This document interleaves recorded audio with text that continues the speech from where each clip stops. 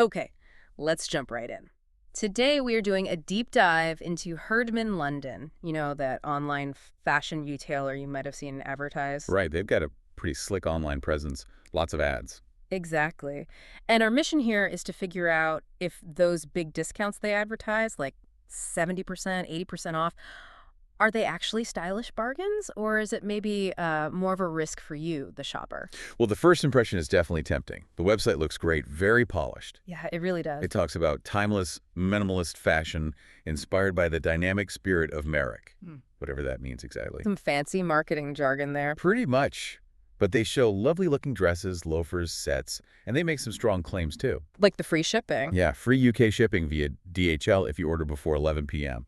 And, crucially, they mention a 30-day money-back guarantee. Okay, so that all sounds pretty reassuring on the surface. Looks professional. It does. But this is where we need to contrast that shiny image with, well, the actual customer experiences. Right, because when we looked at the review platforms, things started to look a bit different. Very different. Yeah. We found a really stark contrast. On Trustpilot, for instance, Herdman London has a very poor rating. How poor are we talking? It was 2.1 out of 5 stars. Now, granted, that was based on just 9 reviews when we checked, but still, that's quite low. Yeah, that definitely undermines the whole quality vibe they're going for. And what were people actually saying in those reviews? The complaints were pretty consistent.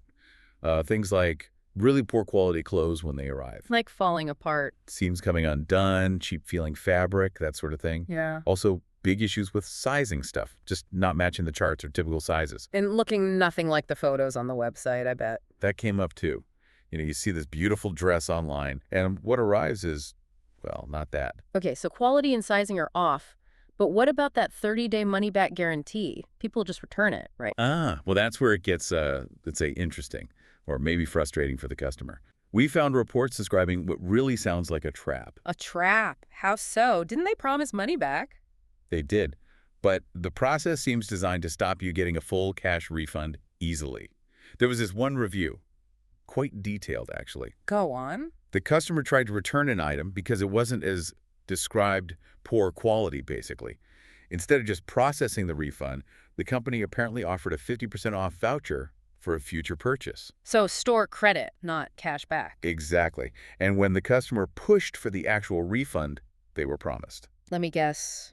They hit a snag. they were told, allegedly, that they'd have to pay for the return shipping themselves. Oh, okay. And where were they shipping it back to? Probably not just down the road. Likely an international address, which can get expensive. So Yeah. suddenly that bargain isn't looking so good.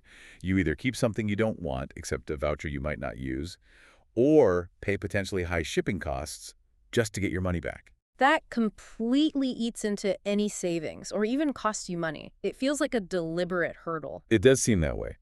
And beyond these customer service issues, there are some transparency questions about the business itself. Like what? Well, the address information provided seems a bit vague, and trying to find clear corresponding records in the official UK company registry, that proved difficult, maybe even inconclusive based on the source material.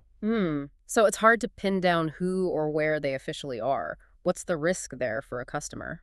It mainly comes down to accountability. If the business registration is murky, it's much harder to follow up if there's a dispute. Who are you actually dealing with legally? Where are they based?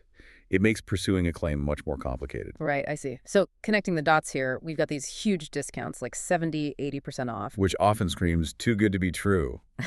That original price might be inflated just to make the discount look amazing. Coupled with really low review scores and these return policy nightmares. Kind of fits a pattern, doesn't it, for higher risk online stores? It's a classic combination, unfortunately. Textbook indicators, really. So, boiling it all down, what's our final take on Herdman London for someone listening? Look, it's definitely a high-risk shopping experience. We can't say for sure it's always a scam you might receive an item. But the chances of getting something that meets your expectations seem low. And if things go wrong, getting it sorted sounds like a real uphill battle. Exactly. The return process seems particularly painful and potentially costly. So if you're still tempted by those ads, what's the advice? Extreme caution, I guess. Absolutely. Treat it like navigating a minefield, not browsing a trusted department store.